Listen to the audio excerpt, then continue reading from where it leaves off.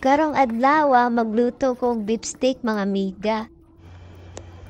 Amo ning balunon kay manimbami unya para sa night novena sa Santo Niño. Magbodol fight mi dito. Ako nag-chop into thin slices para di siya baga kaayo. Bagag nawong pareha sa imong ex-ba. Kauman kong hiwa sa mga lamas, ako na nang gibutang dire sa karne. Bombay. Lasuna. Og limonsito pod. Yummy!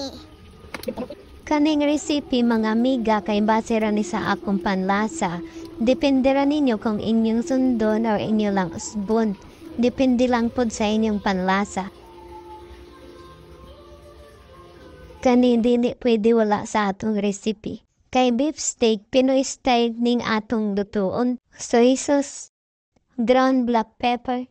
Makapagaw man di ay ning voiceover mga amiga. Samot na kung introvert ka. Gamay ragasin. Kahumanig mikos-mikos natong mayo. Karon udto na ko nakamata kay nabuntagan nag-inom kahapon. Kay delivery si boss. Aside sa pista senior, gapagpagput sa kakapay sa trabaho. Mauna, 30 minutes ko lang nigibabad.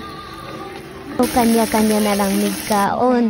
Humana, digo dayon kay hapit na alas 4, wala pa may kalakaw. Dugay pa jud ni malata.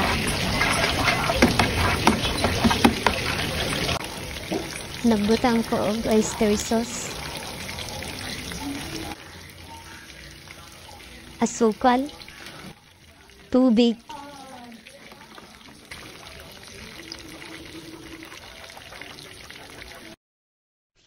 mauna ni ron gadali nami kay wala pa mikaon sa paniud to. Halas 2 na sa hapon. Karon mga miga sa kadagang tawo kay nagsugod naman ang prosesyon na wala si manager. Kung sa man pod muraman ga fashion show blakaw. Naikapil ako balik sa among giagihan, wala jud na ako kakitaan si manager. Di sabay day siya sa prosesyon. Kami pod sa laing agihan ni Agi kay mulabang raman unta mi sa prosesyon. Kay para makaabot mi sa misa, ang ending wa mi kakuha sa among Woodalfay kay nawala man si videographer. Sa kadagan namong baon, puluraday ni mga un. Kaya nga kung usakay suon wala pod kakuyong. Lubat pa siya gikan school, wala pa'y signal.